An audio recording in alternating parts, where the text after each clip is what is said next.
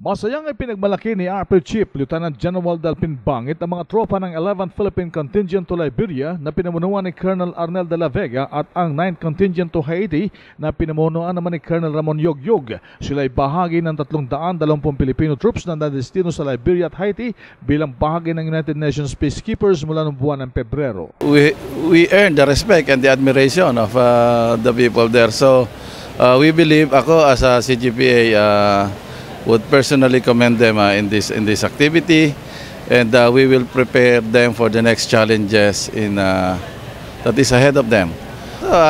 As far as the Philippine Army is concerned, based on the reports that were given to us, they were able to project what the Philippine Army is, and they were able to show that the Philippine Army is a world-class army.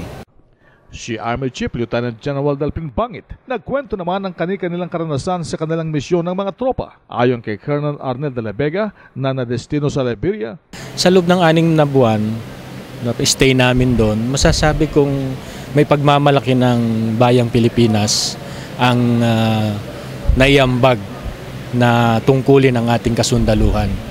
Si Colonel Arnel de la Vega, samantala ganito naman ang karanasan ng tropa nila Colonel Ramon Yogyog na sa bansang Haiti.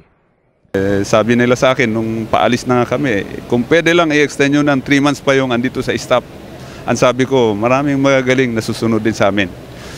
Policy ng bansa namin na i-rotate para mabigyan yung iba. Pero huwag kayong mag-alala. We will also give you the same quality replacement of soldiers who will provide the services MINUSTA or UN headquarters staff. Si Colonel Ramon Yogyog, naging aktibong ating sandatang lakas ng bansa sa United Nations Peacekeeping Operations simula ng unang deployment ng Philippine Air Force Squadron sa Congo noong taong 1960. RH911, Bing Pormento ng DZRH Nationwide.